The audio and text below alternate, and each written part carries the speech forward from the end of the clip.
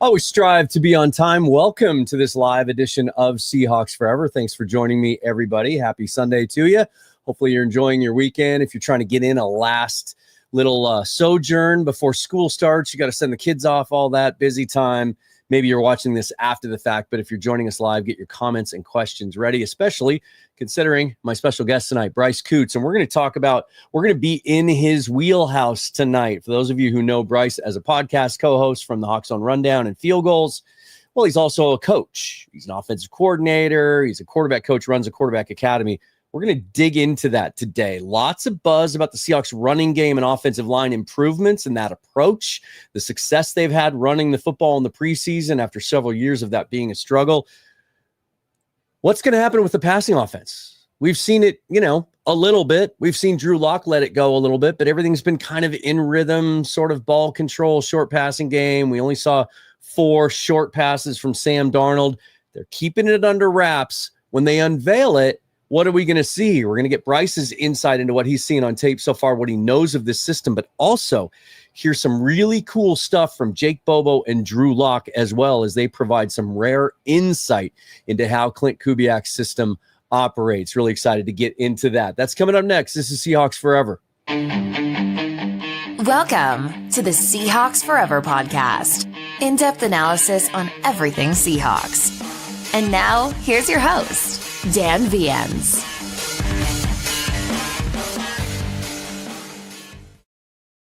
Be sure to subscribe to the YouTube channel if you don't already. Hit that thumbs up, the bell for notifications. All the other ways you can support me as a full-time independent content creator are listed and linked down below in the description. Now that we have that out of the way, Bryce, how you doing? Good, Dan. How are you? I'm all right, man. I'm doing good. Listen, we're getting down to it. And the way that you can tell we're getting close to the regular season is we're starting to see stuff kind of move and shake around the league. We got some potential trade news today. We have a trade, actually. The Houston Texans and Philadelphia Eagles made a trade. Like, teams are close enough in their evaluations of their roster to kind of know where they stand, that now they're starting to look around, trying to get a jump on that cut to 53 to see if they can make some tweaks in the roster. And we got some big news from the Seahawks on the injury front today as well. Uchenna Nwosu passed his physical. He is close to being back. No set timeline. There's a shot he'll be back for week 1, but he should be off the PUP list. And that is good news for that Seahawks defense, isn't it? It's really good news, and it makes it very interesting to see how a Jared Ivey and guys like that are on the bubble now. If Chenna's coming back, how does that shape that front D line, that front 7? How does that shape that coming cut downs? What guys get kept now? If he's, by all intents and purposes, it sounds like from Mike McDonald, they expect him back early in the season. I don't think they would have activated him off of PUP if they didn't expect him to be there week 1, week 2 of the season. So now, how does this affect the Jadeveon Clowney conversation we were all having a few weeks ago? Or even now with the new trade rumors of, Trey Hendrickson, like, how does this all kind of shape up with Chenna now potentially coming back? First of all, I want to nip one thing in the bud. I've already seen it in the comments. I've gotten it all day on Twitter. Uchenna Nwosu has zero trade appeal. No one's trading for Uchenna Nwosu. No one's trading for that contract with that injury history, only appearing in 12 games over the last 2 years. It's just not happening. I know we always like to try and trade our trash for other people's treasures. It's not going to happen. If we're trading a player in any deal for another big edge rusher, it's a younger player. I don't even know if Boye Mafe makes sense because he's in the last year of his deal, and if he has a good year, he's going to get paid too. I think this changes a lot. I had some conversations with some guys over the last couple of weeks that cover the team. And there was a strong connection between the Seahawks and Clowney. There's some indications that they have been in contact and been staying in touch.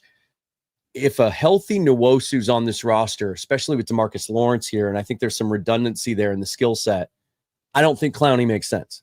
If Nwosu was going to be delayed, if he was going to have to start the season on the PUP or even go on injured reserve for any length of time, then he would have made some sense. I don't think he fits now. How about you? I don't think he fits either now. I think this really does close the door on Clowney just because Chenna's going to give you the same level of play, in my opinion, on a rotational basis. Because I don't think Chenna's going to be your 3-down edge rusher or edge player that he was 2-3 years ago when he had his 9.5 sack season. And you don't need him to With be. all you don't. And so now I think what you're going to see is you're going to see a rotation with him and DeMarcus Lawrence, Boy Mafe, Derek Hall. It's going to make it interesting for two guys. And Mookie actually in the chat already mentioned the two guys that I was thinking of. Jared Ivey's one and Tyreek Smith's the other. Those are the two guys I think this makes really interesting this last week of Green Bay. Who steps up and really shines to make this roster in that kind of final spot? And what's interesting is McDonald has referred to Ivey as a big end. And I think a lot of us thought of him as being in that edge group when he was signed in undrafted free agency, but he doesn't work out with those guys when they're over doing sled work. It's just Lawrence, Mafe, and Hall, and Nwosu standing by and watching. And so I think if Ivey makes a team, and I do think he's made this team, although maybe now the numbers don't quite work and they have to figure something out. I think he's going to take someone's spot up front. That's what'll be interesting to see. I'm fascinated to see how this roster is going to work out. I think it'll give us some indication. Like next year at this time, we'll have a much better view when projecting the roster, because we'll kind of see the positional breakdown. There's some questions elsewhere as well. Tyreek Smith didn't play on Friday. There's some question about that. Didn't get any clarity on that today. He's had such a good camp as a pass rusher and shown real growth as an edge setter as well. I really like his game, and he does fit in that edge group. He's clearly one of those guys, and they've kept 5 before.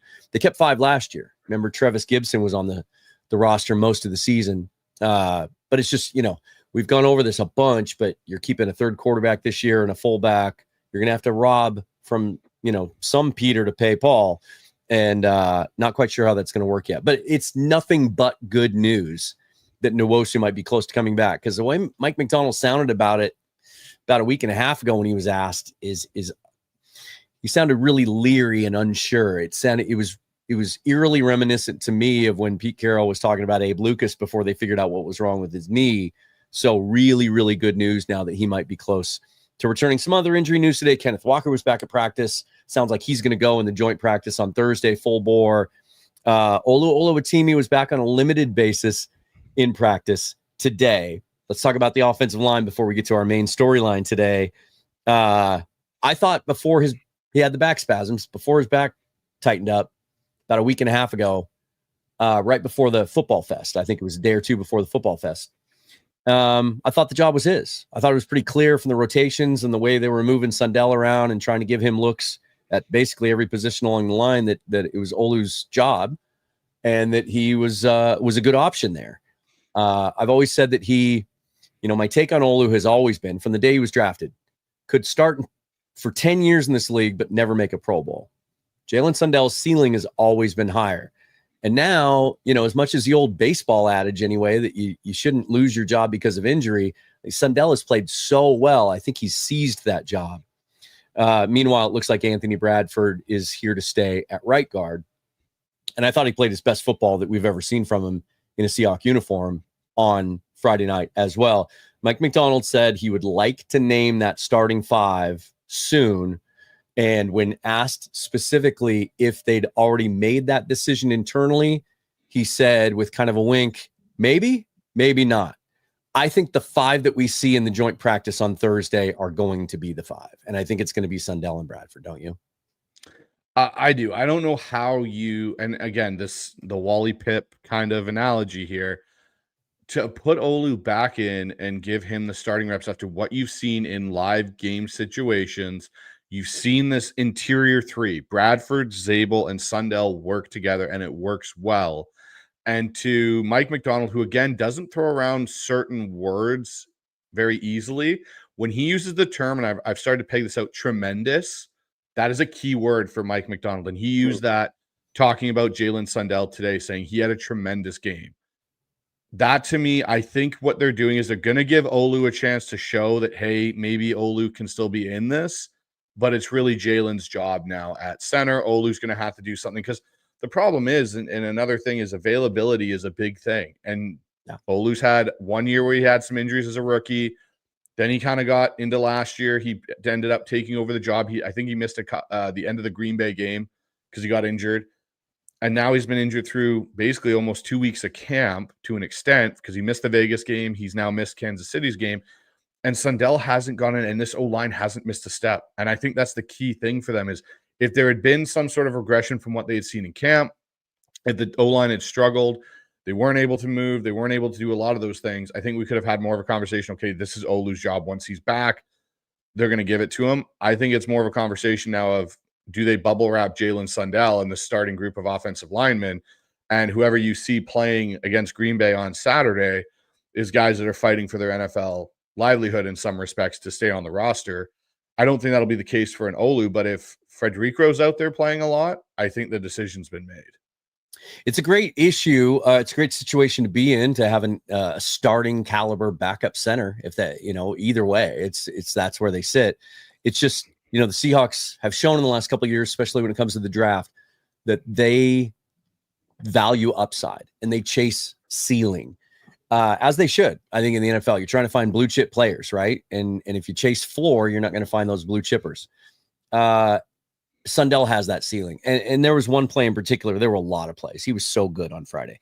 But the one play that got a lot of attention, because I know Brian Baldinger spotlighted it and some other people did, the big George Halani run, right? The 30-yarder where Gray Zabel just absolutely, he and Josh Jones both just kind of obliterated their side of the line.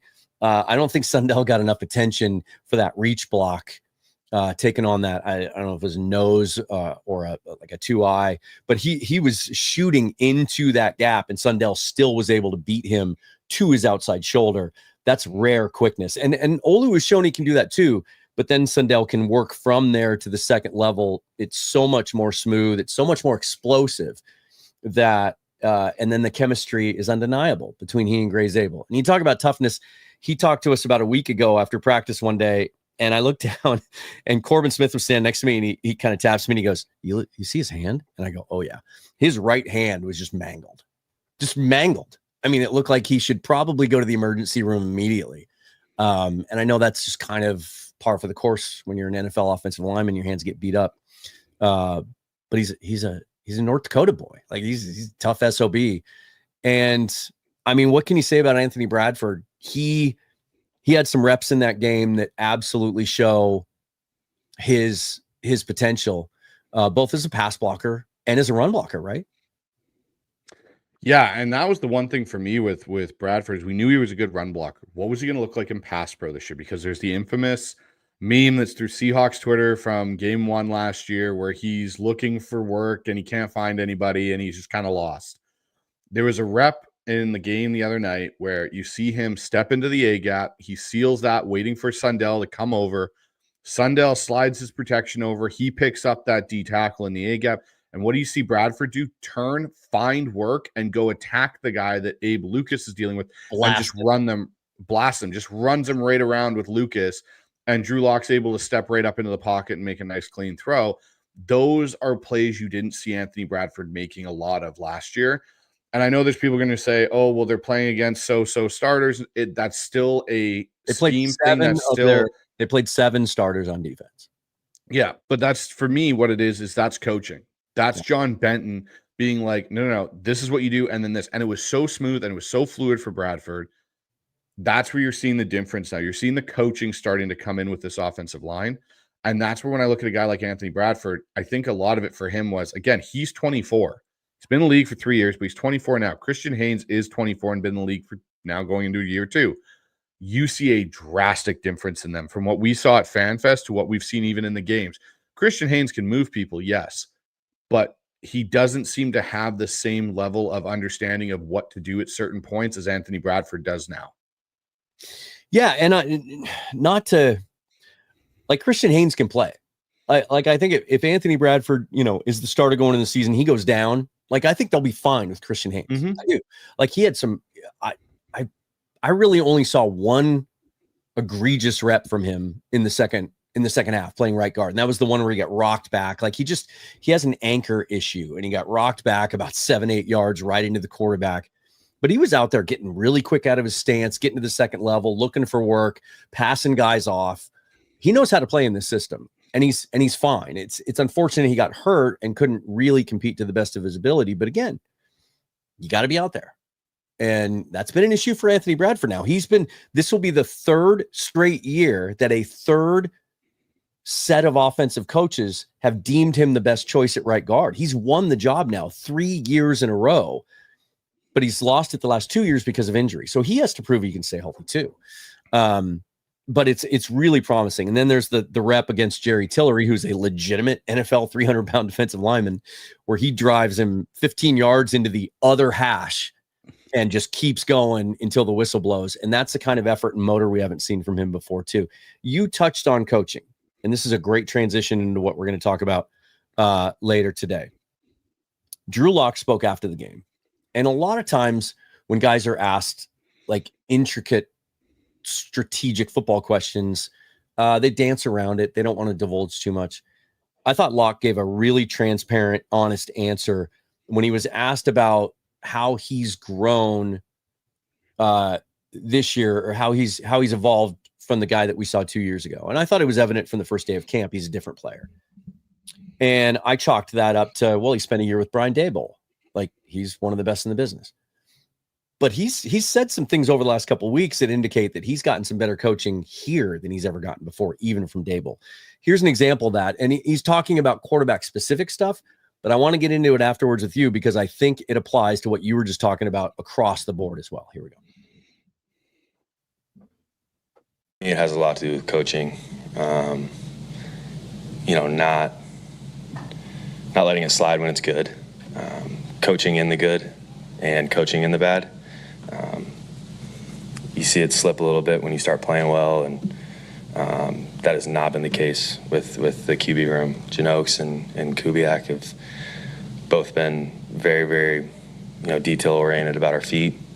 When the ball's supposed to come out, 1, 2, 3, outlet, run, QB through. Like, it's a very sound system, and it's really fun to be in. Is that not, I think from the outside we would think that every coach is going to drill footwork and timing. Is that just not the case everywhere? No, every quarterback coach, they talk about timing and footwork. I would say that there's just certain systems that it's ultra important in. With this one, you find that it's very important, and it's overcoached in a great way. Like, overcoached has a bad term for it, but it's coached every single day. Like I said, in the good or the bad. Like, complete a ball 30 yards downfield. You took a second hitch, it was supposed to be on your first hitch. We're teaching first hits for a reason. Like, let's lock in on that, and that's something that I've had to really, really focus on. It's amazing to me to hear an NFL player talk about what he's talking about, the coaching to the good, the idea that NFL coaches would let up essentially on teaching and coaching you hard because things are going well. Have you experienced that in your coaching career, guys that do that?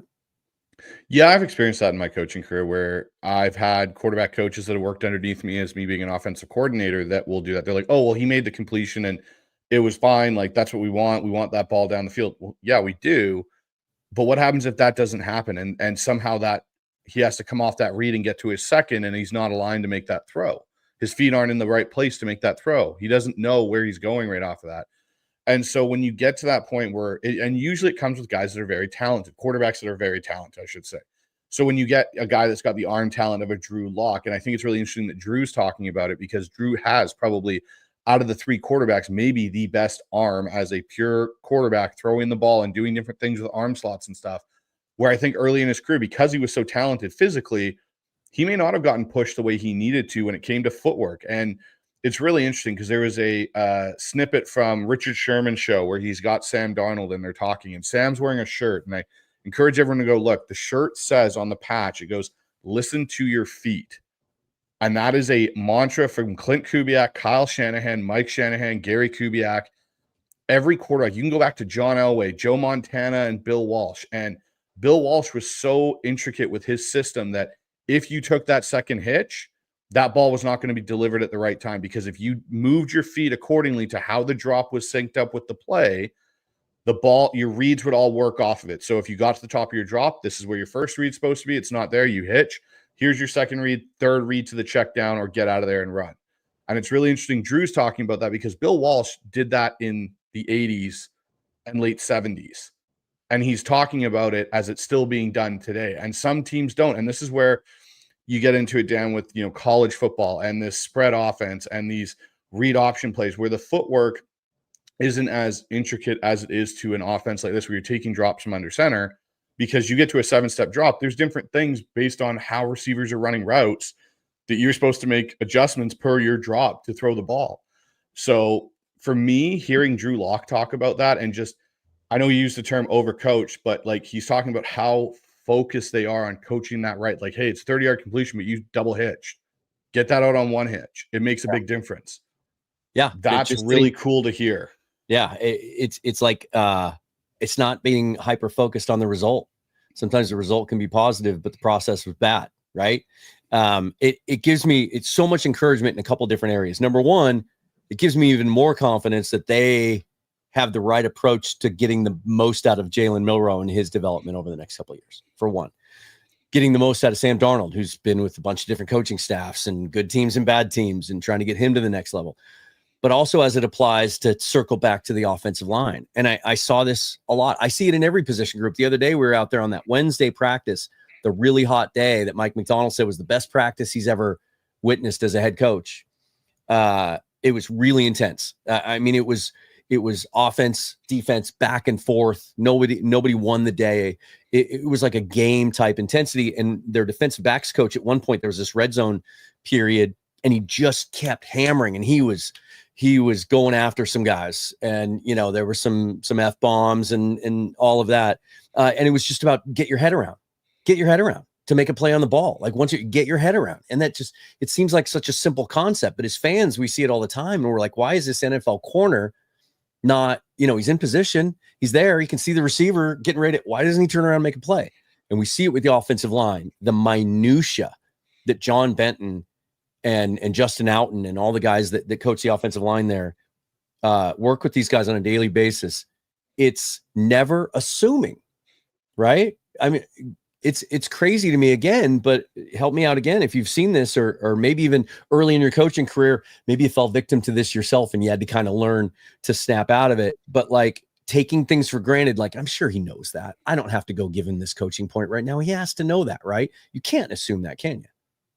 No, you can. I've had that as a quarterback myself. Even in college, I've had quarterback coaches do that to me, where they're like, where you messed up here, right? And I'm like, I think so. Like, I threw the completion, everything was fine. It was like kind of that, yeah, I think I did. Like, maybe. And then even as a coach myself, when I was younger in my coaching career, there were points where I had some really talented young quarterbacks, and it was like, he knows that. Like, the head coach would come out and be like, hey, does he know like that he was doing? Yeah, he knows. He just, his foot got a little sloppy, his footwork got a little sloppy, it's okay. And I just kind of walk up, hey, get yourself together, kind of a thing. Instead of what I do now, which is like, if my cues aren't on it, I will pull them out and I will put in the other quarterback and be like, okay, what do you think I'm trying to get you to understand here? Why would I pull you out even though you threw that completion? And their biggest thing with their kids that I coach now and the quarterbacks I coach now is, well, yeah, coach, I got lazy. I could tell I got lazy because the ball did this, or it didn't hit exactly where it's supposed to be. And I'm like, yeah, so why are you taking it off now? Because when you go in the game, that muscle memory will sink in. The more you practice with bad habits compared to the good habits, the bad habits will take over in the game. And that's where you see some of these quarterbacks, when you think of like easy throws, and Jalen Milroe is a really good example. You can see him going back and forth, even in game, with the new mechanics he's working on to improve with versus what he's gotten away with in college because he was such a good athlete. You can see, like, for example, the fade ball to Tyrone Broden that he threw, I think it was his last pass he threw of the night. That ball needs touch. That ball needs to be out sooner. And he takes a hitch and holds, and then Broden by that time is almost at the back of the end zone. And now your window is extremely small to make that throw. And I don't put that on Broden. I put that on Jalen not getting that ball out. That should just be a catch and throw, a turn and burn, as some would call it, which is what I call it. You catch that snap, that ball's out. You predetermine you're throwing there, get that ball out, give your guy a real shot at it, not with what we saw with Jalen. Like Locke did to Bobo. Like exactly. That's exactly how you throw it to the back pylon. And the thing, just to give people some encouragement, like the Milroe to Broden combination, the connection has been so strong all through training camp. Like, their connection on a daily basis is so good that I really want him to stick around in the practice squad so those two can grow together. I think that was something you and I talked about when we attended that practice together last week. I've seen him make that exact throw perfectly half a dozen times throughout camp. So he's capable of it, certainly. Maybe he was just a little too amped up, got a little too anxious or whatever. But yeah, that ball was thrown too flat. Let's talk some more about the offense because they're kind of the buzz of the league right now with what they did on offense against Kansas City in particular. And we were all happy with the signs that we saw from the offense as far as the running game goes and the pass protection against the Raiders. But against the Chiefs, man, they stepped it up a notch. This is something Brock Heward tweeted today. Just how elite was the Seahawks run game Friday night versus Kansas City? Consider this. The other 27 teams who have played this weekend averaged 3.7 yards per carry collectively. The Seahawks averaged 5.6 yards per carry, 48 carries for 268 yards. But the passing game is something that feels like they're keeping very intentionally under wraps. Like we only saw Sam Darnold throw 4 passes. 2 of them were behind the line of scrimmage, right? And even Drew Lock, who's been out there slinging the ball around, we haven't seen a lot of exotic looks. We haven't seen a lot of deep shots, right? I think there's some intention to that. First of all, before we get into this comment from Bobo, because I can't wait to dissect this, your understanding of this Kubiak/Shanahan evolved scheme, based on what you've seen from the running game so far, just tell fans what they can expect this passing game to look like. This passing game is very much built on timing, and it's built on the motion. So the one thing you saw a little bit more in this Chiefs game compared to the Vegas game was the motion, and then the motioning and then getting it reset. So you can see what the defense is going to do. And off of that, the other thing with this passing game that's a little bit more built in than, say, what we saw with Ryan Grubb last year are the option routes. And one of the best ones in this offense, and we'll see Cooper Kupp, and I'm sure JSN run it, it's called a lookie route, is what the term is generally. And it's basically a point of going about 5 to 7 yards, and it's a 4-point option route based on what the defense gives you. So it turns into a really hard slant or skinny post in the middle field. It turns into a hook. It turns into an in, or it turns into an out. And it's all off of the leverage and what we see as a defense, alignment. Is a linebacker the guy that pluses out, or does the safety come down and they get out of the too high shell? And so with that, and building off of this offense and this passing game, that makes things like basically the defense can't be right. They can only be wrong. It just depends how wrong are they and how much of an advantage we're going to get on it. Do their safeties widen out and we hit that? And we've seen Cooper Kupp do it to us for years, where he's in the slot there and he catches like a 10-yard slant and he goes for 40 yards. And we're like, well, it was only a 10-yard slant. He didn't even catch it that far down the field. But because of how the defense moves and shifts based on the motion, and the other part is based off the run game too, like the play action is going to be such a vital part to this passing game. And it truly is. And that's the one thing I think we're going to get we saw a little bit of it with Brian Schottenheimer. And we saw a little bit of it with Darrell Bevel. We didn't see much with Shane Waldron and Ryan Grubb, obviously. But the one thing with this offense is you can go back and look at Matt Hasselbeck and Mike Holmgren. And when Hasselbeck would fake to Sean Alexander, and all of a sudden you'd see Jeremy Stevens running this over route one way and you drop it to him for 7 yards and Stevens would run for another 30, or, it would be Bobby Ingram he had tons of success in this offense based off of it.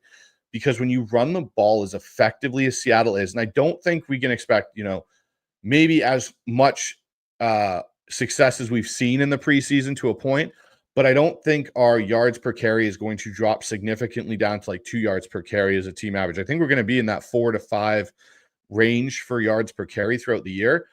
That makes linebackers have to step up and do their check step first before they can bail into their zone coverage. They can't just bail. And that was the one thing we ran into last year, Dan, because we didn't have a run game, because we'd always play action to our left side for whatever reason. Linebackers never check step. They'd literally just be like, okay, yeah, Seattle's trying to fool us. Let's get the depth to where we need to. And that's where throughout the year, a lot of the intermediate passes of, 10 plus yards started to die out for Seattle because you couldn't get to that area of the field because the linebackers were there. And what you see, the other thing that's going to be hugely a big advantage for Seattle is the flats. The Arroyo coming across and hitting him in the flat, the Robbie Oots in the flat, those type of plays. My favorite play from Friday night. Oh yeah, it was great. It was like watching a Max Strong, Leonard Weaver, child run down the field in Robbie Oots, because he's got the speed of what Leonard Weaver used to bring, but he's got the nastiness that Max Strong brought when he had the ball in his hand. And For me, it's those type of things and how this offense is built, and everything looks the same. That's the best part of this. Everything looks the same with small little tweaks. So for a defense, you can't really be like, oh, we've seen this on film. This is 100% what they're going to do in this situation. We may be throwing, but it may look like this, but we may do this instead. And that's where defenses are going to get caught guessing with this offense. That Oots play, someone did a great job of posting a couple of kind of stop and go video with some graphics showing that when he kind of starts out with that little motion, like he's coming into run support, the entire defense is diving towards the line of scrimmage. They all think it's run. And then he kind of, he reverses course, runs out in the flat. And, if he ran a 4.4, he would have been gone. But just a tremendous play in the design and everything else. And that kind of deception and mystery in how they do things is something we've heard about for years, right? It's something that we hear about in relation to Shanahan and McVay. And they get all the credit for this now, and then Shanahan, it's always kind of like hyphen or / Kubiak. But didn't it all start with Bill Walsh? It did. It all started with Bill Walsh back with the Cincinnati Bengals, and Paul Brown is where it all started with like Kenny Anderson at quarterback. And that era of Bengals football is where Bill Walsh started this. And he took it to Stanford, and then he brought it to the NFL. And the thing with it is the whole point is you do not need to have an elite level arm talented quarterback to make this system work because of how you use your running game, how you use the running backs even in the passing game, and how like flat plays or swing plays become an extension of your running game to get to the edge. You can run in between the tackles. But then for the receiving side of it, like you look at some of those 49ers teams. Yes, Jerry Rice was an all-time great or is the all-time greatest receiver. John Taylor was a really good complementary piece.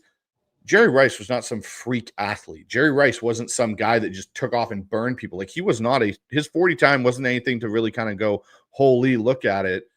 And then you saw Jerry Rice in this offense. He'd be running by himself for like 5 or 10 yards because the separation factor. And that's where when we, talk about when Seattle made the moves they did this offseason, they bring in Cooper Kupp and they trade DK Metcalf and they release Tyler Lockett, and everyone was freaking about, we need an X receiver. We need a true X receiver. The Niners came on the show. No, the Niners had never had one. Jerry Rice wasn't an X. No, right? John Taylor wasn't an X.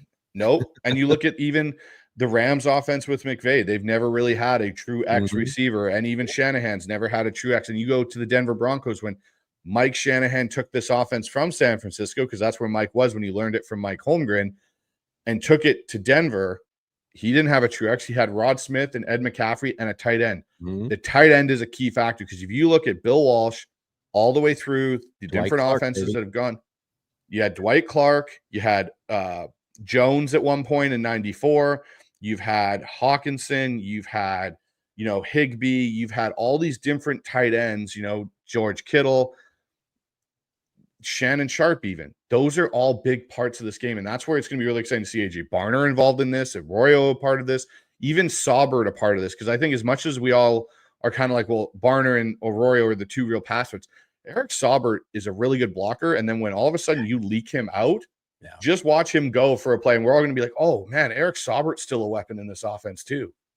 I think he's one of the most underrated, best moves of the offseason. Got to talk to him last week. He was fantastic.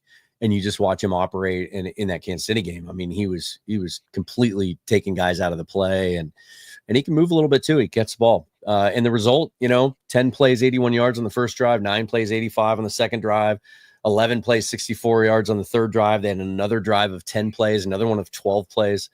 Like, we would go 3 or 4 game stretches the last couple of years without seeing that many drives in the double digits. It's unfortunately, and man, at some point I want to stop beating up on this guy. It's an indictment of Ryan Grubb and Scott Huff in that offense last year, but it's also more so, to be positive, an endorsement of Mike McDonald, because it's the way he coaches. We've heard this about him from the moment he was hired, the detail and how he communicates concepts so clearly. And now he has an offensive coaching staff that mirrors that same style. And so it's consistent all throughout the building. Like the front office operates like this. The media relations department does, the kitchen. Like it's a cultural thing. And now they're all on the same page with that.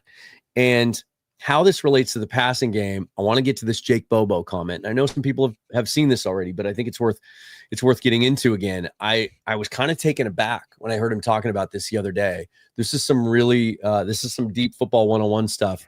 And it just it excites me beyond levels that I've ever been excited about a Seahawks team before, knowing that this is our offense now, because we've seen other teams, we've heard about other teams doing it this way, and we've gotten beat by teams that do it this way. And now we get to do it this way. Here's what I'm talking about. You guys are going to see it, but it's really cool what Coobs is doing. I mean, he's marrying up, at least for just receivers. We're on the same path for the first 10 yards of a play, whether we're running outside zone or we're running boot action, play action off of it. So I obviously have not been in their shoes, but I think that's really difficult on a defense. DBs, especially safeties that are getting cracked all game, and then all of a sudden you're going to boot action off of it. You're going to run a deep in route off of that same route stem. I think that puts defenses in a bind. It puts linebackers in a bind. So it's been really cool to kind of explore that in Coobs' scheme so far. But obviously we've got further steps we want to take, and we'll continue to do that. When I heard him say this the other day, like I said, I was taken aback, and I got some people online were saying, he's giving away our secrets. Why is he talking about strategy? No, he's literally telling you, I can tell you this and it won't matter. Mm-hmm. Like, he is, because he exactly. And that's the whole point. It looks the same. That was his point there. It doesn't matter what we do, how we line up, whatever way. There's no real tip off to what we're doing. So you can't really be like, oh, the way they do this means this is going to happen. It's okay. We kind of got to wait and see this play develop, and then we as a defense can react to it. And the biggest adage, and it's something that we always talk about as at least for me as an offensive coordinator and through my years of playing, the more you can get a defense to start thinking, the more of an advantage you have, because the defense wants to play fast. You think of like Mike McDonald's defense last year when it started out, they were doing a lot of thinking and having to try and figure out and communicate. And we saw the bad portions of that come out in that first half of the season. But once they kind of got the right pieces and they simplified it a little bit for these guys, the guys didn't have to think as much. You saw this defense take off. And now you see this point now with this team where they understand their defense. They understand how to play together, and this defense is moving so fast. When you get a defense to have to slow down and think about how they're going to respond and how they're going to react to things, that's when you get an advantage of an offense, and you don't ever give that up. You just keep pushing on that until it gives in. Yeah, also, I feel like an idiot for leaving Bobo off my first 53-man projection a couple of months ago. I just everything I've gotten to learn about him and how important he is to the team and just what a dude he is. Like he's Mike McDonald said it the other day, said he's a Seahawk. Like he's not going anywhere. And I think it was a little bit of a hint of it Friday, right? With the obvious preseason disclaimer. He's going to make plays in this offense and be a big part of it. I think, especially on short yardage, third down, right? Yeah. And you know what? I'm going to point out to one other cool thing, Dan, about this offense we've seen these first two games in the preseason. I think it's the first time we've seen successful screens run back-to-back weeks in Seattle. We had the slot screen to Bobo for the touchdown, and and we've had the slip screen to the running back to Helani. Yes, those are things we haven't seen consistently. And I'm going to give credit to another person on this offensive staff that I think has kind of gotten forgotten about in an extent, because we are talking about the passing game, and that's Jake Peets. Mm-hmm. Jake Peets stayed. He didn't get let go. He got retained. And I think part of the retainment of Jake Peets was knowing that Mike McDonald wanted to go with the Kubiak system and this West Coast offense. And Jake Peets has such a familiarity with it from being with Shanahan and what he's learned through that process, that I think now you're seeing even Jake Peets is more comfortable in what they're doing in a passing game sense than maybe what he was last year with certain things, because he knows the system. He's familiar with it.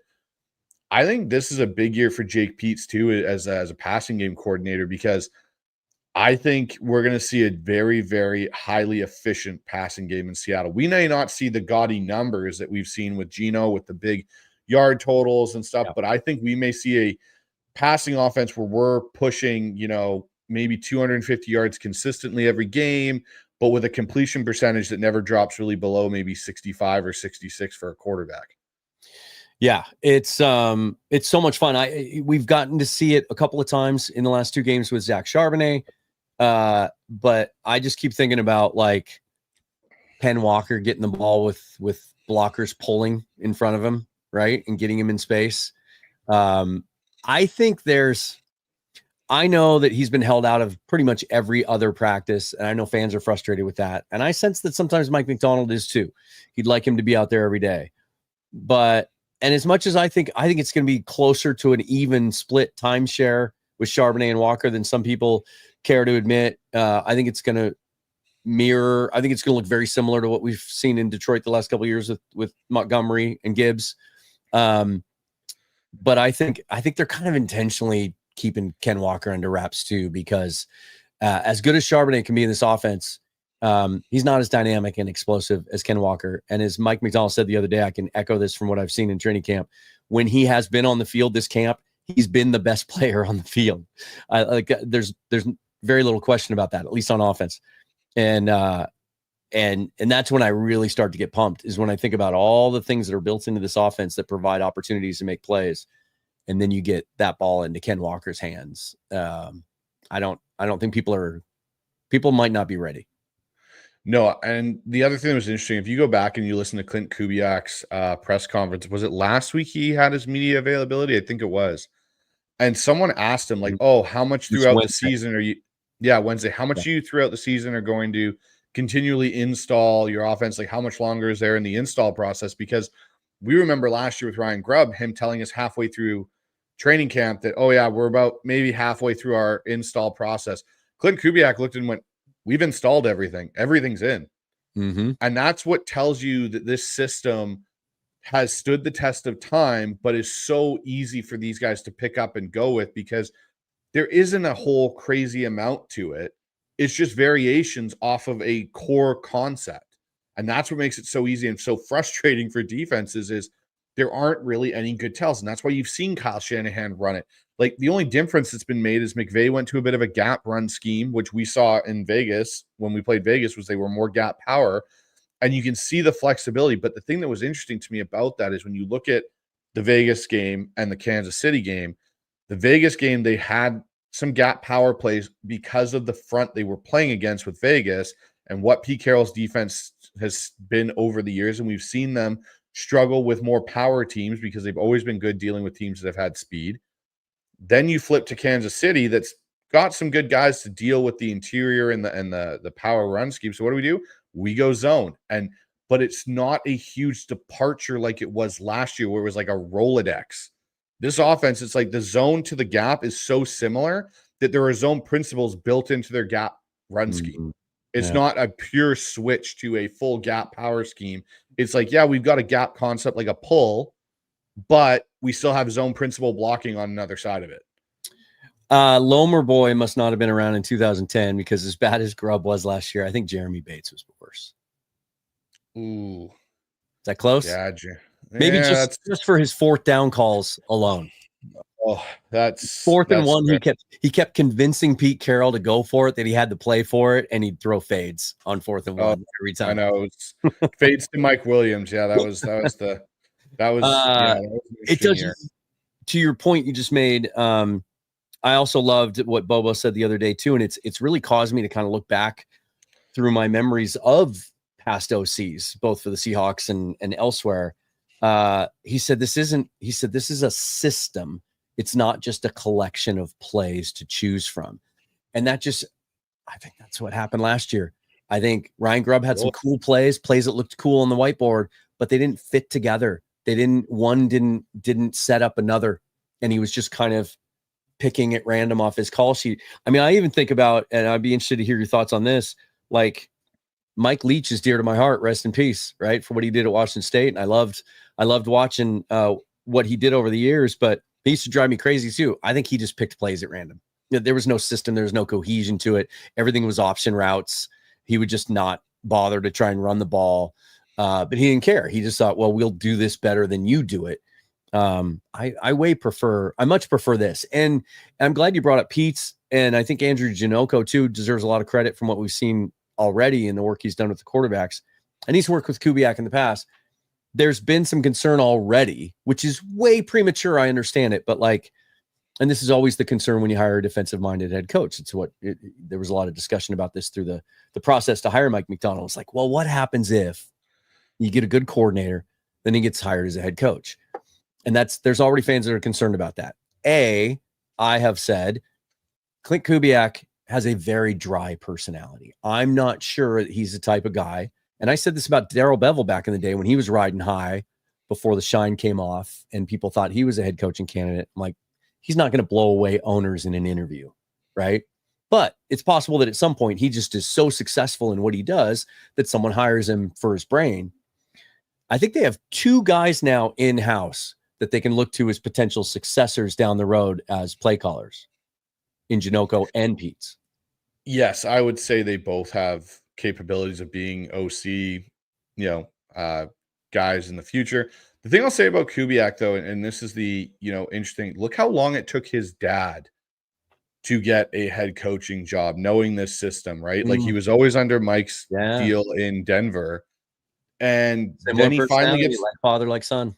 Exactly. It took him a really long time. He finally got the Texans job and then had that for a good chunk. But he didn't get that till late in his career, really. And then had to go back to being a coordinator again, and then got the Denver Broncos job a few years later. So to me, the one thing I think you got to look at is Kubiak brought a lot of guys here with him, John Benton, Rick Dennison. Yeah. And they just had made a 1-year move to New Orleans where he got them all together there. Because he got John Benton and Rick Dennison and Janocko and all those guys there. I don't see, even if there is some success, I think this is more of a Kubiak could be here for 3 years, this year plus 2, before he makes that move. Because I think for him, the biggest thing, and we had Dana O'Gorman on our show, and she really brought an interesting point up where she said there were a lot of people she's talked to that were shocked Seattle gave the keys to Kubiak on the offense because he doesn't really have a great track record. He hasn't had a bunch of sustained success. He's had the 1 year in Minnesota where basically Mike Zimmer and that group got fired and the offense was okay and Kirk had a good year. Then he went and had to be a pass game coordinator in Denver. Then he was a pass game coordinator in San Francisco. Then he gets the job in New Orleans, and basically the offense looks good for 4 weeks and then it kind of tapers off because of all the injuries. Right. And now he's in Seattle. He doesn't have that long resume yet of being a coordinator successfully year in and year out. And even McVay had that. McVay had 2 or 3 years in Washington. Kyle Shanahan had the year in Washington. Then he had, Cleveland, and he had Houston, and then he had Atlanta, and then he got his head coaching job. They've all had more sustained success. So that's why I think for Kubiak, that is his actual goal. Some guys don't want to be head coaches. Clint Kubiak may not actually want to be a head coach. He may want to be an offensive coordinator, and he's happy with that. He's seen what the life's like through his dad. Yeah, that's a great perspective. That's a great point. And he's young enough that he knows it'll be there for him at some point. And I think as meticulous as they were in the coaching search and as disappointed as they must have been to be there again 1 year later, not have had Grubb and Huff work out, that had to be a big part of the discussions. And maybe even the decision to hire Kubiak is like, look, I want some stability here. Like, can we count on you for a few years and then, go do what you want to do? I just have to believe that was kind of part of the discussion. I did want to put this up here because I was spending some time thinking about this earlier today.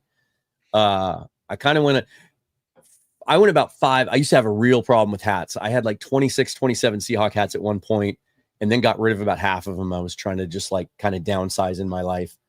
And then felt pretty freeing because I thought for about 5 or 6 years there, it was almost like I used to joke that they just ran out of designs. They've designed every possible hat that you could ever make because I didn't see one for about 5 years that I even thought about spending money on. Something's changed, and now it's the exact opposite, and I can't get enough of it. And you know how the automated ads work. Now they just keep throwing stuff in front of me. And so I've bought a bunch of hats this year. So shout out to Misfit for liking this one. But also I have a huge pet peeve that I just want to get out there. And I tweeted it today. Maybe you saw it. I probably did. It pisses me off about the NFL. And Mike Macdonald is the worst offender. He has a really good eye for style. And I want to see the room somewhere, or the catalog that they get that's like secret, right? the gear that they get to wear that's never for sale, that's not available to the public.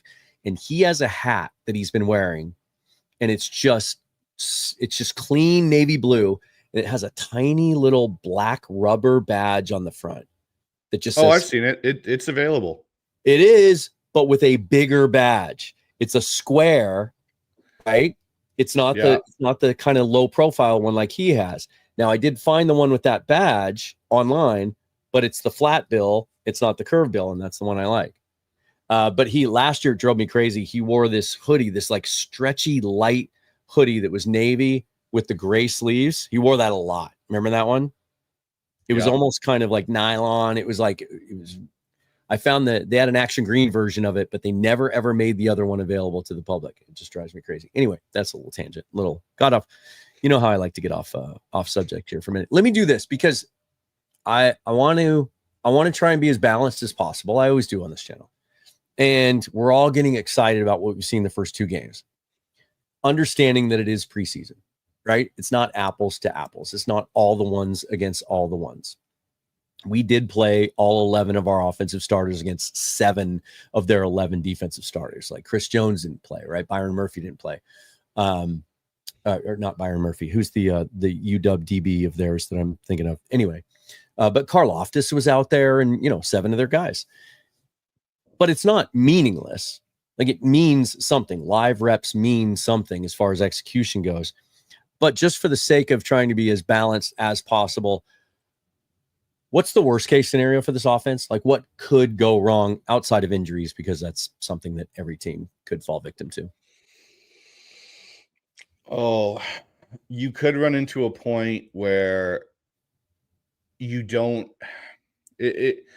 It's interesting. I feel like you could run into a situation where if you end up in games where you are trailing, that's where this offense has a bit of a problem. And it's a historic issue.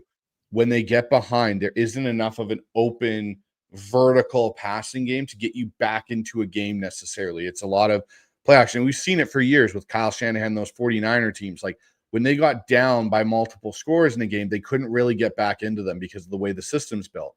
You have to have the run game to marry with the pass game. And that's where I think if you could say what could go wrong is if the defense isn't as good as we think it is, which is a big if, and this team gets into a bunch of situations where they're trailing by multiple scores late in the game, they will have a problem getting out of those holes. That's a great answer, especially in light of the fact that the conversation I had with Mike Sando the other day, talking about his QB tiers, and how there was the one comment from a coach that said he thought Geno might be better on a bad team than Sam would be. And he talked about how Geno was better, or has proven over the course of his career to be better in 2-minute situations. And that Sam's better in the red zone, but he hasn't really proven. He did it to us, though, with 4.5 minutes left, came down and led his team back to win when they were behind. But it does feel like something that he's going to need to prove, because this team is definitely built, and we saw it on Friday, and it's something we haven't seen enough of in the last 7 or 8 years, really, but that we did see a lot of in the LOB era, which is playing from ahead, getting a lead early, getting early touchdowns, long drives, putting other teams on their heels, and then letting that defense, being able to get all the way into his bag and unload all those sim pressures and everything he likes to do, playing with your ears pinned back, not have to respect the run as much, and playing from ahead. So that's something to watch for. The first time that the things don't go well, maybe there's a turnover early, or another team just, has a great script to open the game and we get behind, how they'll respond to that. I do, though, that does bring up one other aspect of this Kubiak offense that I like, that does give me some confidence that in those situations that they'll have more of a chance to succeed than maybe they would last year. Although last year they had Geno at the helm, who was one of the best comeback quarterbacks in the league. And that's escape hatches, right? And hot routes and safety nets and checkdowns. It shocked me when Kubiak was hired, and I, did some research into what he was all about and talked to some people about his offense, that every single play has a check down built into it. And that was not the case last year. How can that happen? How can an offensive coordinator not have those safety nets built into each play? I don't get it. So remember how we were talking about earlier about kind of, oh, it's okay. Like it's that mentality of like, yeah, I don't really have to worry about it. Well, for Ryan Grubb at the University of Washington, he didn't really have to worry about that. You had Roma Dunze, you had Polk, you had McMillan, you had all these guys in this talent and the best offensive line in college football. And they didn't really need that built in because we were going to get the time and someone was going to get open. That was kind of the mantra with that Huskies team, right? Like one of these guys is going to pop open eventually and Penix will find them and we'll move the chains. And you saw that bite them in the butt or the ass, speaking, in the national championship versus Michigan. Because now all of a sudden their corners were good enough to play with the receivers and they took away a lot of those deep opportunities for the Huskies. And then the pass rush got home and they didn't really have any answers for it. And that is what transferred to the NFL. Is Ryan Grubb assumed that was an anomaly because of the success he had and assumed, oh, well, it'll be fine. I got JSN, I got DK Metcalf, I've got Tyler Lockett, we've got Noah Fant, we've got all these weapons. And same thing came back to bite them in the ass again is, well, guess what? In the NFL, all those guys can get covered at any given point in time. And you need to have these check down plays. And that's what's nice about this. You can see like on the boot actions, even the tight end slicing back underneath, there's outlets. There's outlets. Drew talked about it. It's 1, 2, 3 ball out or 1, 2, 3 ball out, not there. Go to your check down or go and take off on a run or throw it away. Like that is what is instilled in them. And that makes a big difference. I love that. In the meantime, like while we've been talking to each other and talking to y'all, Bryce has been sending me links to that hat that I was trying to describe. I just took a screenshot of a press conference he did with the one I'm talking about to show you, and for some reason I can't load it and show it to you, but I'll send it to you afterwards. The one that you sent me is close enough, and that's going to have to do because I have to have that. It's just so clean. And in the green screen world, I think I've mentioned this before, but any hat that I have that's either the throwback blue or the action green, I can't wear because the chroma key will show up on it. I can't even wear your Hawkstone Rundown hat because it's got the green on it, and it'll do that. So there's quite a bit of chatter about special teams in here. Is that something you're concerned about? Or I know that the punt return was with fourth stringers at the end of the game on Friday. Those aren't the guys that are going to be out there. A lot of starters are going to be on these special teams as well.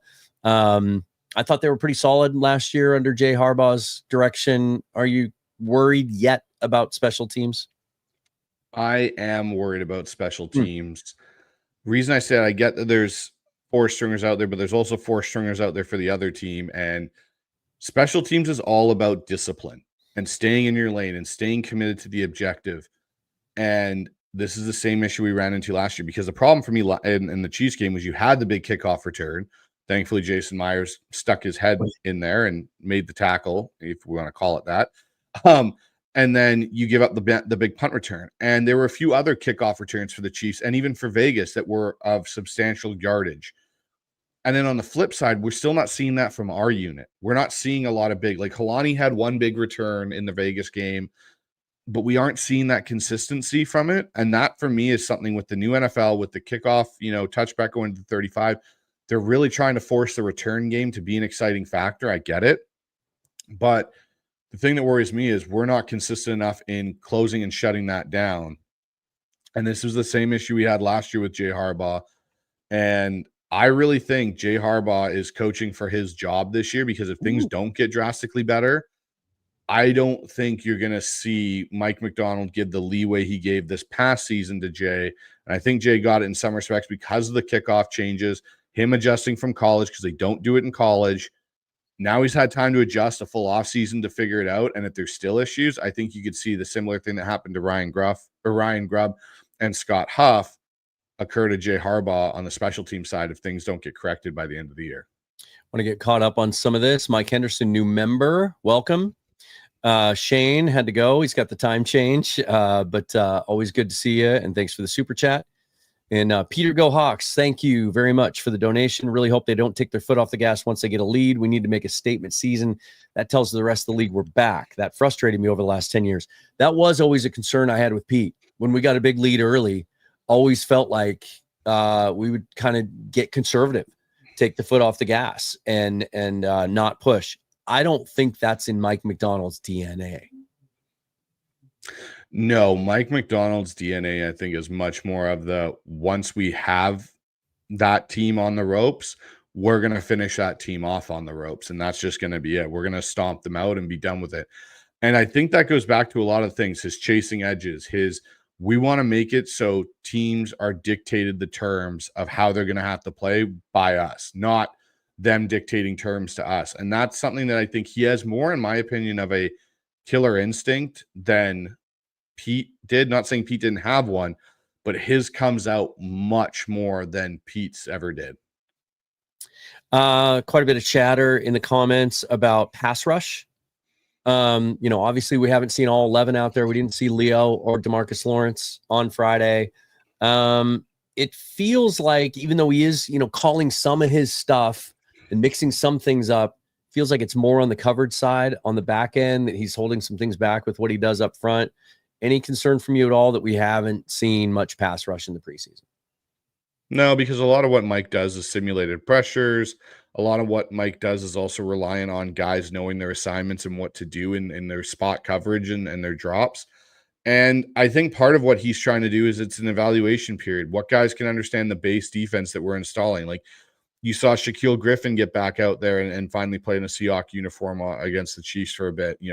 Nick Emenwari is still adjusting to things like that. So I think what you're going to see from Mike, I think more in that joint scrimmage, you might see more of him do some exotic things that we're not going to see and Green Bay may see, but I think come week one, you're going to see him dial it up on the 49ers. This is the stat of the day from Mookie. Seahawks were the only team in the NFL during the entire Geno Smith era, so that spans 3 seasons, not to lead by more than 21 points at any point in a game. I guess that shouldn't come as too much of a shock because the defense was on a decline through all 3 of those seasons, right? And then the offensive line was so dysfunctional through much of that it was hard for them to get leads and sustain drives. But that's a great stat. I think you're going to see that change. I think they're going to have some blowouts over the next few years. It'll be a little bit more common. And then this might be the funniest thing that I've seen in a long time. This might be the best line. I don't know how long he's been working on it. Dogzilla Monster is always a guy we can count on for a chuckle here and there. Talking about the nose tackles. Did Jonathan Hankins slip on a Bohanna Peely? So that was actually, it's really funny, Dan. That was put in me and Mookie's chat last night on our live show. Stole it. I don't care. And Dogzilla was there, but it's still credit where it's due. It was great. And this. And this. That's so good. It's so good. I know I did a show on it last week, but I think it bears repeating because Friday they both showed up again. I question whether Jonathan Hankins is ever going to be on this roster. Actually, he's been away all of camp. The last update we got from him didn't sound any more encouraging than the very first one when they first signed him at the beginning of camp, and McDonald said, he's not going to be out long. It's just a little thing. And then, last week he said they're still waiting for the back to calm down. Quentin Bohanna and Brandon Peely both look like they've taken a huge step forward. They're both different, but they were out there together a lot on Friday because they are different enough. And Peely obviously had the safety. I want to talk about that in a second. Bohanna's a guy. He talked to Corbin last week in a great interview. He said he's been playing some 5 technique even and some 3 technique, believe it or not. Those guys, for a couple of guys that have bounced around, journeymen, have had some opportunities here and there, but have never really stuck as starters. They're both 26 years old. They're both big. They're both athletic. I think they might be in pretty good shape there. Yeah, I'm honestly so impressed with Bohanna and Peely. I truly believe Hankins was we're going to sign you. If these 2 young guys don't work out or any of these UDFAs don't work out, we have our guy for the year and you'll come in once the season starts. But now with those 2, unless barring some sort of injury, I don't see a way Jonathan Hankins is back, because if you're trying to, like our discussion earlier, Chenna's coming back and you want to keep Jared Ivey or Tyreek Smith, it may come at the expense of not keeping Jonathan Hankins on the roster and cutting him, because on most of our roster projections, he's been on it because we've been like, oh yeah, Jonathan Hankins will be there. if Bohanna and Peely are the two guys are there, you can cut Hankins and keep one of these edges. That may be something, because the other thing you can do, and I mentioned it on my show yesterday, you could theoretically get Jonathan Hankins if you want to keep him around and in the building. Do what you did with Jason Peters and sign him to the practice squad. He can take one of those veteran spots on the practice squad, and that way you can always call him up, right? That's another side to this. I love that. And as they're saying in the comments, he could keep he can start a podcast. There's John saying, Peely blew that safety play up. Here's what I want to say about this, and I think it's a great way to circle back and kind of tie this thing up as we get near the end. Talking about coaching detail and the little things, right? What is that coaching thing called? They have it out on the practice field. Looks like a big trampoline, but it's rectangular. Looks like a big canopy. It's about 3 feet off the ground. That big black, you know what I'm talking about? It stands up. Yep. It's they use it to work on staying low. The running backs use it quite a bit, and then the defensive linemen use it quite a bit to work on their get off and getting off low. They work on that a tremendous amount every day on both the blocking sled and with that. And that rep from Peely going underneath that guard to make the play it mirrored exactly the technique that they're teaching those guys with that training tool. And that's just a great example of taking what you learn on the practice field and applying it in the game. And isn't that what you're looking for at the end of the day? I mean, that's where failures happen and that's where successes happen, is being able to take what you do on the practice field into a game. And if there's one thing that I think has been a common theme since Mike McDonald took over this team, is we see that the performances we see on the practice field, the guys that we see making plays, it's not an anomaly. It's not a flash in the pan. It's not the exception to the rule. They're doing it in games too. And that was a great example of that. And that's what you want to see. Practice habits become game habits. And that's what you're starting to see. What they do in practice is now translating to on the field. That's a great coaching piece of equipment. It's something that, I've had guys that I played with in college. They used to use it. They used to actually stick our O-line under it and have them fire out from underneath it for QB sneak plays and goal line. Keep low, keep your pad level low and go down. And it helps. We did get to see a little bit of a hint, maybe, of how they might use Jalen Milroe in some situations this season, where he came out, did I heard it called the Seattle shove or the Seahawks shove today, maybe on the 3rd and 1 with Darnold behind him and then Robbie Oots pushing him. Have you, when you imagine how they might use him other than that, what do you expect? Like week 1, if we see Jalen Milroe on the field, what do you think the context of that's going to be? I think it could be in that context of doing a short yardage play.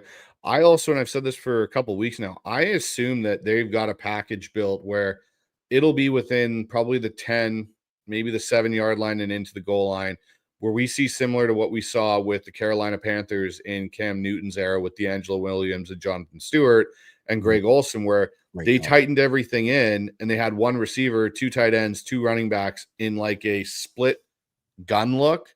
And basically you ran either kind of a crossbuck play or counter play, and then you had the QB power, and then you had like the quick tight end stick route, essentially, stick nod route to Greg Olsen that they killed teams with, because everyone pounded in the box, stop Newton from going over, and then you just run a little forward and pop it over. That's how I could see them using Jalen, because you can do so many similar things that Cam did with Jalen's ability to run. I think this is an important question to address, and it kind of fits in with like what could go wrong, right? We've talked about lack of playmakers on defense, blue chip players. Maybe I'm saying that wrong. We have a lot of players on defense that we like. We like them all, basically. And we saw how good that defense was once they fixed the inside linebacker situation right before the bye week. Top 5 in every major category the last 10 games. But what if it takes a slight step back this year? What if it's not as dominant as we expect? Because it is all the same personnel. It is the same scheme. The scheme's more prevalent now. We've seen 3 of Mike McDonald's proteges, actually 4 of them when you consider I'm blanking on his name, but the kid that was with him in Michigan and that succeeded him at Michigan and went with Harbaugh to the Chargers. And then 3 of the guys that he was in Baltimore with now are defensive coordinators. So teams are scouting this more. They're seeing it more on tape. They're getting more familiar with it. They're figuring out ways to attack it. What if it's a top 15 defense? It's just not as dominant as we expect. I mean, doesn't that then turn the discussion to how the offense and the defense are more married, and how if you can hold the ball longer, control time of possession, have longer drives, score more, obviously, that at the end of the day, you have a better chance to be successful? Yeah, I'll say this. If the defense is top 15 and we're trending closer between 10 and 15 this year, I think there's been a massive failure somewhere along this defense, in my opinion. The thing to your point, Dan, about all these other guys kind of bringing in this defense and now running it throughout the league, we've seen that with the offensive side of things too. Really, there's only 3 guys that run McVay, Shanahan's, system really well. Sorry, 4. The 4th being what Kubiak will do this year in Seattle. But it's been Kevin O'Connell, Kyle Shanahan, and McVay. Like, big guys from McVay have left. Guys from Shanahan have left. You could say, Mike McDaniel's done a pretty good job in some aspects in Miami, but not necessarily the greatest. Kevin O'Connell's doing a really good job in Minnesota with what he learned from McVay and taking it and going off with it. But McVay and Shanahan are still the 2 guys when everyone says top offensive minds in the NFL. 1-2, 1-2, always. So when you have the originator of that scheme or what the principles are, they're the one generally that can tweak it the best. And when I look at Mike Macdonald, I don't think Mike Macdonald's going to kind of get comfortable with what he's doing and be like, okay, this is my defense and this is what we do, which is kind of what we saw with Pete to a point. And then once the talent dissipated, Pete then finally said, okay, I have to change. I don't think that'll be a thing with Mike Macdonald. I think it'll be a constant evolution with this defense being like, oh, McVay and Shanahan are starting to figure out how we do this certain thing. We've got to change this. We might have to bail on this and do something completely different. And he's the type of guy that I think's always thinking of those, how do I stay 3 steps ahead of my opponent? Yeah. And not just rest on the fact that we're really good right now.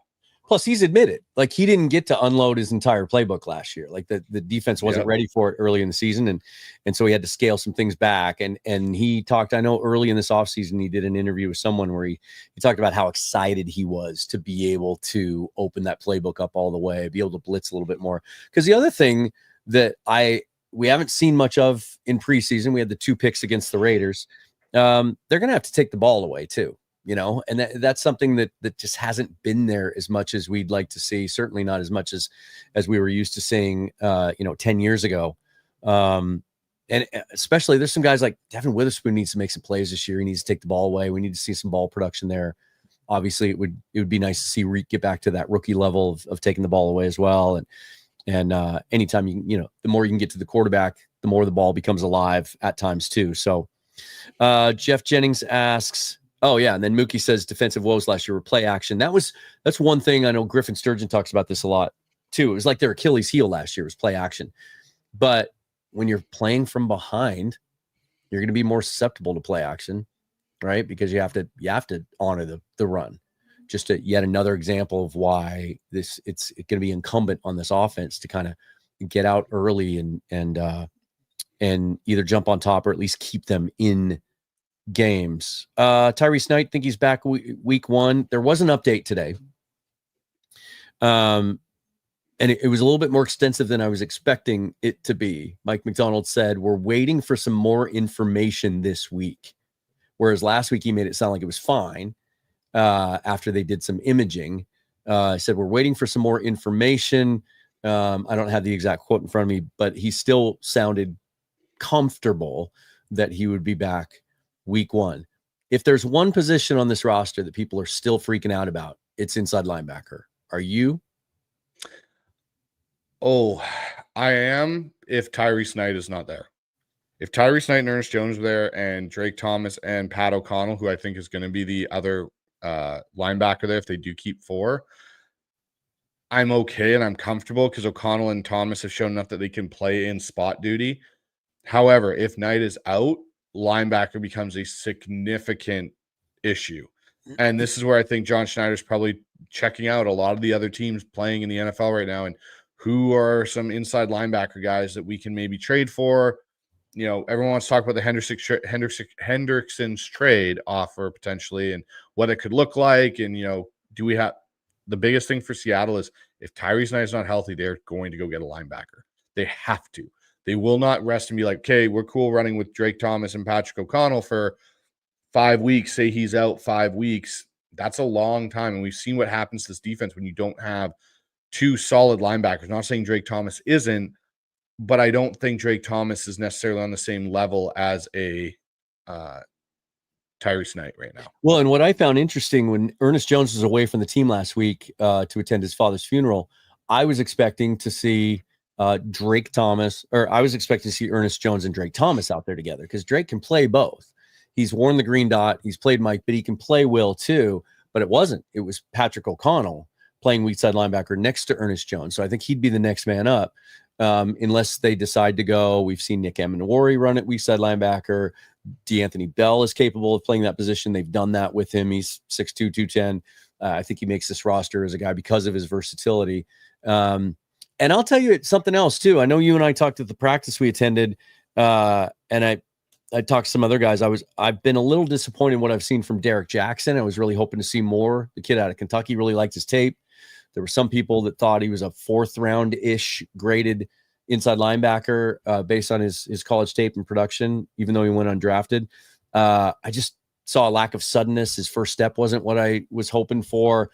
But I'll tell you what, he did some things on Friday night that surprised me, including one pass coverage rep where he turned, dropped into his hook zone 20 yards downfield and ran with the guy step for step. That kind of opened my eyes. So I'm still maybe a little hopeful about him. Here's all I'll say about the inside linebacker situation.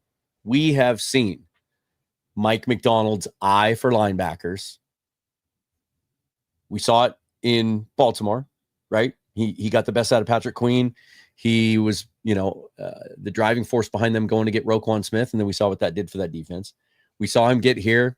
Jerome Baker and Terrell Dodson just weren't the answer. So boom, we just changed out the whole room and we saw the impact of that. So if Tyrese Knight's going to be out for any length of time, or even if he comes back and they just feel like they need to upgrade that spot behind him, at the cut to 53, there's going to be, 100 inside linebackers available. And I trust them to bring the right guy in if they need to do that. Yeah, so do I. And that's where I think, it'll be interesting to see. I think for Tyrese Knight, it's going to be the next 2 weeks here. What ends up being the situation, whether it's, do we hear something going into this Green Bay week towards the end of it? Like, hey, he's making a good, steps in his recovery. He'll be ready week 1 because they do have that one bye week, right? After the good Green Bay game this weekend, they got that bye week. We have cut downs. We have all that. Then they've got their weekend to prep. If we don't hear anything positive, I'd say mids of that week, like August 27th, after the cut downs have occurred, I think that's when you can start sounding the alarm a little bit on like what is going on with Tyrese Knight. Yeah, John says Knight's mystery injury seems like maybe a sports hernia, except when he referenced it, I was there that day. He said it's not just the knee, but it's a medical issue. Mm-hmm. That sounded different to me. Like I took it as meaning maybe an illness, like a sickness of some kind, a virus, an infection of some sort. I think he would have said there's something else going on. I think he would have referred to it as an injury. Yeah, you could be right. I mean, those are the kinds of things we saw it with Marshawn one year. I think we saw it with Rashad Penny one year, where it's like they have to go back, and we haven't heard any stories of him having to go see a specialist in Philadelphia. I think that's where where the core injury dude is. So until we hear that, we can probably breathe easy. Let's finish on this. I know it's 2.5 weeks away. How are you feeling about week 1 right now? Oh, I'm feeling very good about week 1. How can especially you with all the injuries? Really? How can you not? Exactly. With all the issues the Niners are having, I don't think Robert Saleh, as much as I think he's a big component of their offseason and what they, acquired back with getting him in as DC, I don't look at the Niners as – this is the first time I can look at the Niners and not be as terrified about Seattle playing the Niners as I've had in the past. Like going into last year's first game when we played them at home, I was still going like like, are we really ready to take, like, everyone was super amped up because of how the offense had played a couple weeks and Mike McDonald's success against Kyle Shanahan. And then we got plastered at home. And our big claim to fame in that game was DK telling Grubb to throw the ball past the sticks and Laviska Shenault's kickoff return for a touchdown. I feel much more confident with especially the offense we have now going into this game. The defense is all together again. And as long as we get through this Green Bay game with no big injuries, so knock on wood, Seahawks fans, that nothing happens in the next, week and a bit, I have a very high level of confidence that Seattle's going to go in and they're going to be able to dictate their terms to San Francisco for the first time in a few years. When the schedule came out, I picked week 1 as a win, and it was based at that time solely on the fact that I thought our defense was coming back intact and it was going to be facing their offense, which was going to have some continuity, although they were going to be missing Brandon Ayuk, no more Deebo Samuel. But I thought, okay, same offensive line. They got CMC back. He's reportedly 100% healthy. They've got Ricky Pearsall healthy. They'll be fine.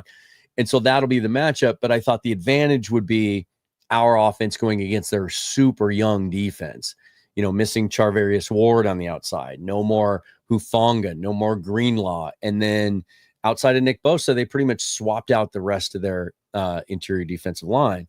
Well, now, like, CJ West had to be carted off the field the other day. Don't know about his status.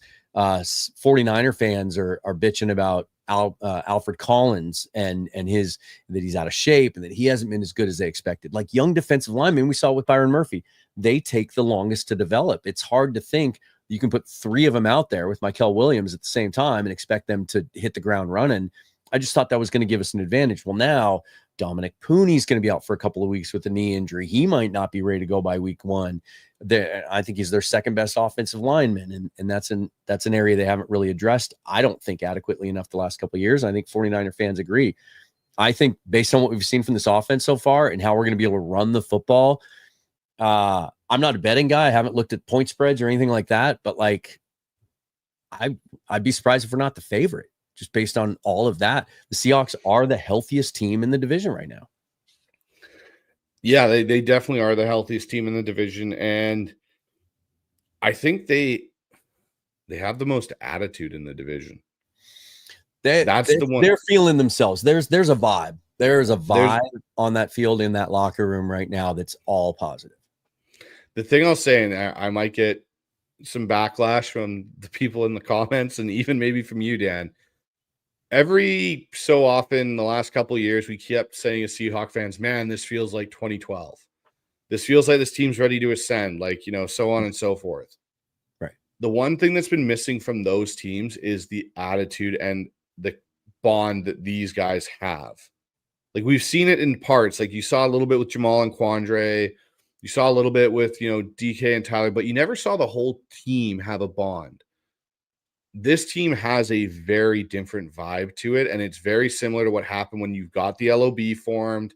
You had a certain group come together as a collective, and the way that they all celebrate whether it's offense doing something or defense doing something makes me feel like this is the first time we can actually say this team might be ascending, and this team might have some. I'm not saying they're the same as 2012, but the vibes of that 2012 team when they started to turn the corner was they became brothers. That was the key thing, right? LOB for them was love your brother. That was their big thing, right? And this team seems to have kind of started to find their own way to that.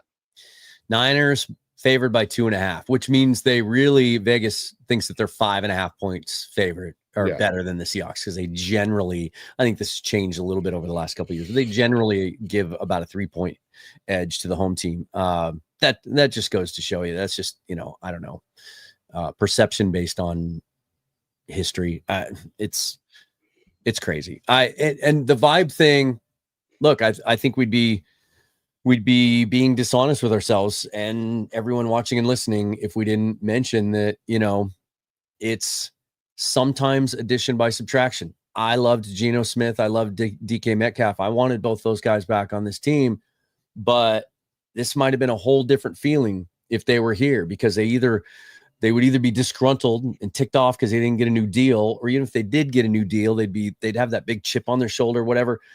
They get replaced with DeMarcus Lawrence, Cooper Kupp, two guys that are just absolutely the greatest clubhouse guys you could ever ask for. Two guys that are happy to be here, want to be here, don't care how much attention they get. They just want to play football and win. It's a breath of fresh air like that.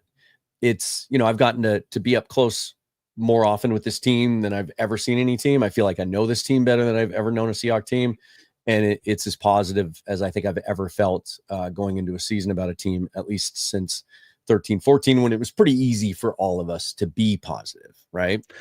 Well, and you look at those interviews, and I encourage everyone to go watch the Marshawn and Mike Robb's podcast show they did with Sam Darnold and Mike McDonald, and same with the Richard Sherman one, which was great because he had Cooper Kupp on and Sam and I got to Mike catch McDonald. up on those. Yeah. And the thing that was really interesting is Mike made a comment. I can't remember which show it was on. It was on one of them.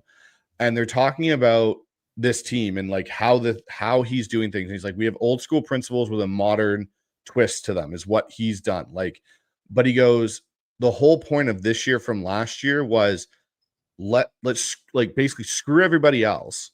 Let's go do what we said we wanted to do as a group and go do it and just tune out everything else and go do our thing. And that's what you're now seeing. Like even guys that we've, and I've been one of the harshest critics, and I'll openly admit to that, of Rick Woolen. Rick Woolen and the answers he's even giving in, press conferences and the way he's on the field at the practices I've been to, he seems different. He seems locked in. And I get it's his contract year and everything, but it's not just that. It's everything he's doing seems to be different now. And I think a big factor in it too, you talk about DeMarcus Lawrence and Cooper Kupp, is Sam Darnold, the type of quarterback. Like Sam, you listen to how these guys talk about Sam, and you've heard Witherspoon say it and other guys that he's got that kind of, he's going to get you kind of mentality. Like he may not be the greatest trash talker on the. Uh-oh. There we go. That's better. Sorry. Hey, that's all right. I didn't know if I did that to you or if you did it to yourself. Somehow I got muted.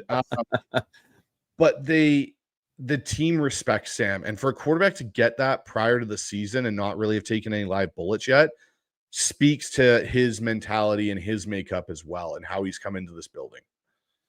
Haven't seen Dave in a hot minute. Thank you so much for the big super chat. Really appreciate it. Always love it when I can catch a live Viens Coots collaboration.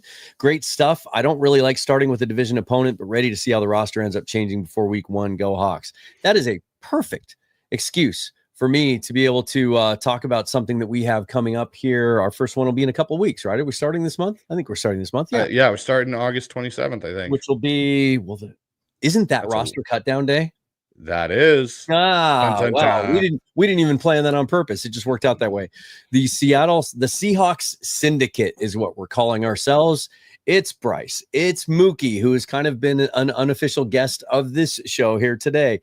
It's me, and it is Brandon Kane of the Hawks Nest. We had such a great job hanging out, great time hanging out, collaborating at the Fast Fashion live show that we did, watching practice together. We all went out to dinner after the football fest. There was some pretty clear chemistry there. And so we're going to get together the last Wednesday of every month, recap the month, look ahead to the next one, and have a lot of fun doing it. Those will be live shows, so you can all get involved. And knowing the four of us, and there'll be long shows. Yeah.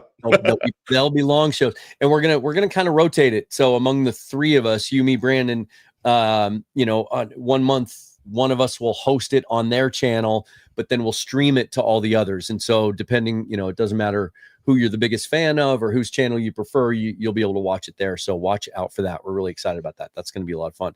And how great is it that it'll be the first roster cutdown day? I'm probably going to wait until after the Green Bay game. In fact, maybe the day after the Green Bay game. I'll just commit to it. Sunday, I will do my final 53-man roster projection. And I'm going to try to nail it. Like, with the benefit of all the interviews I've been able to sit in on and watch guys practice every day. I feel like I have a pretty close idea what this roster is going to look like. So we'll see how close I can get. Over on the Hawk Zone, are you guys going to do a final 53-man guess?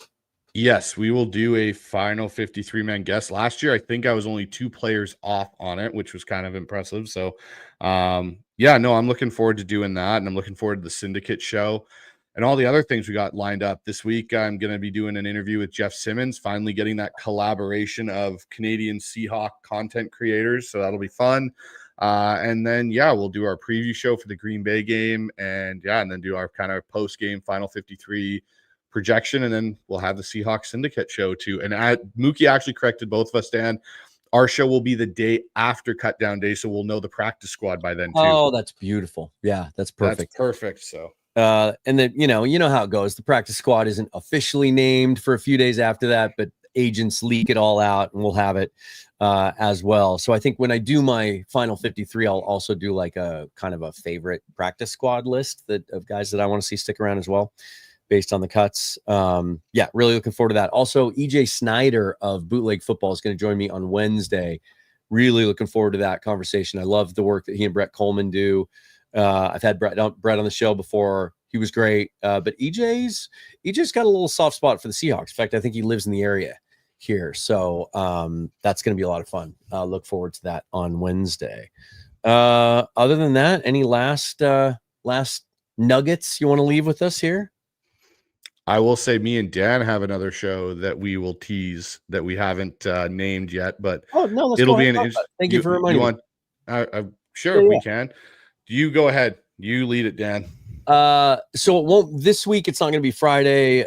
Maybe it will be. I don't know. We haven't actually figured out the day we're going to record it yet, but it's going to be called Friday Film Study.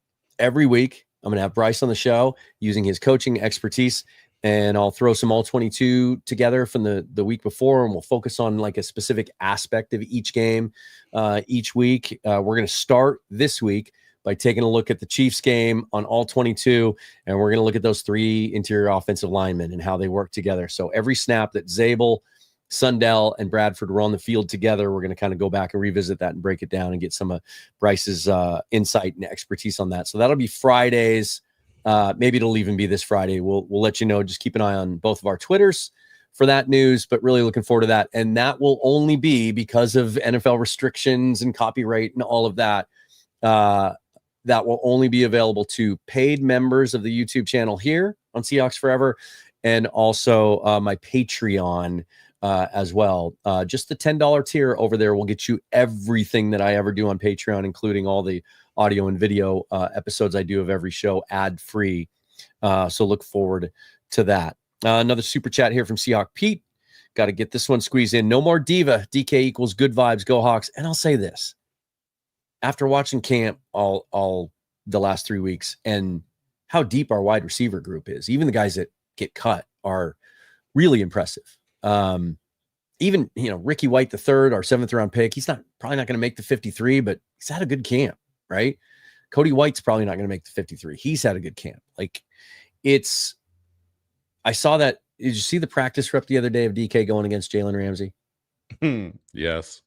It just reminded me of his limitations. That's all. I love DK and the way, just how he's built and the way he plays the game, but it was always going to be limited. You were always going to have to kind of compromise what you wanted to do with him on the field. And that was a great example of it. Like, he just couldn't get separation on Ramsey in that one-on-one because he just doesn't have the quick feet and the skill set to do it. And that's just something that I think everyone on this roster right now has. Yeah, no, and the thing I'll say that's really interesting about this receiving core is they're all very interchangeable in Seattle now. Derek Young, who's someone that we haven't really seen come to fruition, has started to now in this offense. Like, he's flourishing in it. He's a big body dude that's fast. Like, there's no other way to put it. So he's almost DK-like in how he's, when you stand next to him, it's very similar. With special teams upside, though, that's the one thing I'll say about Derek Young. But I see John McGrath is going to hold on to my bold statement I made a few shows ago about what my season projection will be.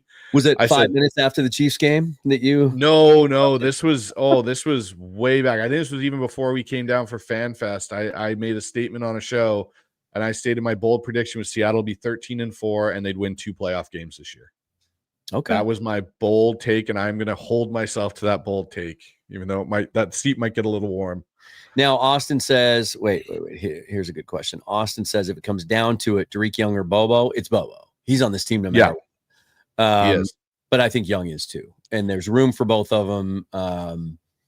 The real question is MVS, and we'll find out about that. I could see it going either way. I do tend to think they'll figure out a way to have him on this roster. I think they want him on this roster. I think Clint Kubiak wasn't just blowing smoke when he said the things he said about him the other day when he spoke after practice. But if there's an odd man out in that room, it's MVS, and they'll just eat the money or maybe hope to bring him back, if he doesn't get a better offer somewhere else. So, and then I'm going to say that, let's see, I had one more here. We go, where's the 12 and darn it. Now I can't find it.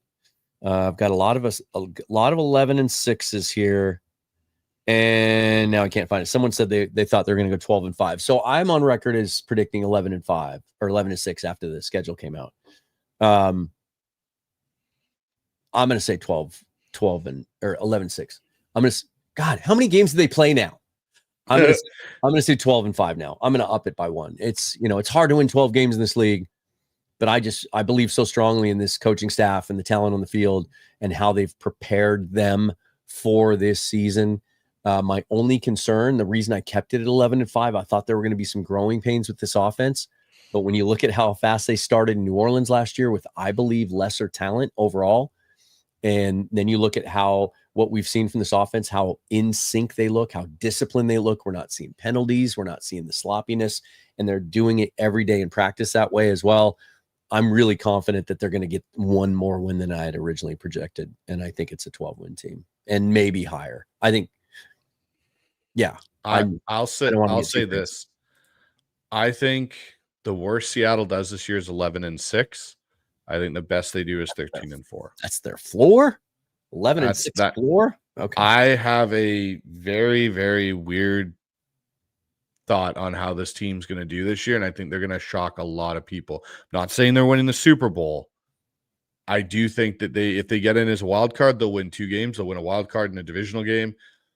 I honestly look at it and I go, if everything clicks and this offense is a top 15 unit between 15 and 10, and this defense plays the way we expect it to, and if the special teams can be average, just average, and not give up stupid stuff, this team could scare a lot of people because the NFC is so wide open. Detroit is going to take a step back. We've seen them struggle through the preseason. Mm-hmm. Minnesota doesn't look like it's going to be the power that they were last year now. And if you look at the Sam Howell part, if they lose J.J. McCarthy, boy, are they in trouble. And you look at, the Eagles are still the class of that, but I'd say Tampa Bay is maybe the other team that can really give a run to some of these teams in this division. And then the Niners are banged up, and we don't know what's going on with Matthew Stafford. Our division's wide open now. If Stafford can't go and the Niners are all banged up, Seattle's the healthiest team, and health is a huge factor in this. The Stafford thing is significant because I've said from day one that I think they're the most talented overall team in the division. They're the favorite to win it. But that was based on Stafford being able to play. I don't care how good Stetson Bennett looks in the preseason. Like, I liked him coming out. He had a rough year last year. It's good to see the kid back, on the straight and narrow, and he's having a great preseason. That's fun. That's fun to see, but it's that the back thing it's legit, and I'll never count Matt Stafford out. Like, we've seen him, we saw him do it during all those years in Detroit, playing for bad teams and just limping back out on the field when he's all banged up. So never count him out.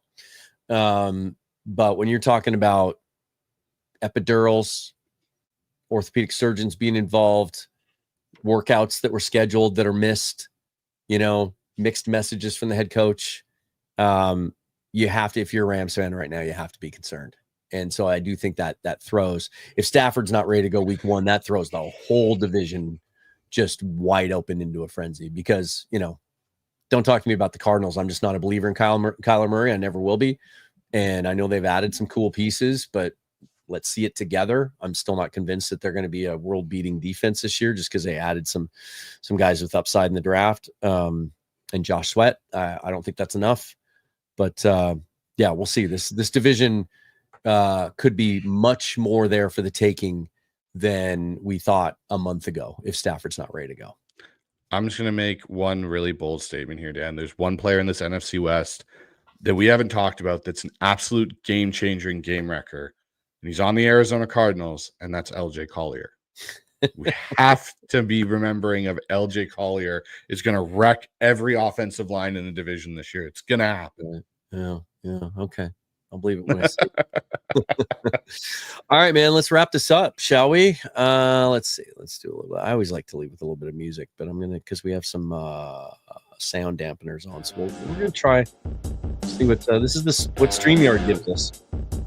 Oh, now I know why I've heard this like a million times on other podcasts. Okay, good. Good to see you, my friend. If you don't already, subscribe to Bryce and Ryan's show, the Hawks on Rundown, over there, and they're also part of Field Goals, also a great website. If you've never read it, go check it out. I've been reading it for over a decade, and it's great stuff. Mookie does a great job over there. Keep your eye out for our film breakdown coming later this week. We will announce that on Twitter when we decide on a day, and then it'll be on Fridays moving forward, and then the Seahawks Syndicate show every last Wednesday of the month, starting with the 27th of this month after the roster cutdown day. Until then, forever and always go Hawks. Thanks for watching. I'm Dan. That's Bryce. See you next time.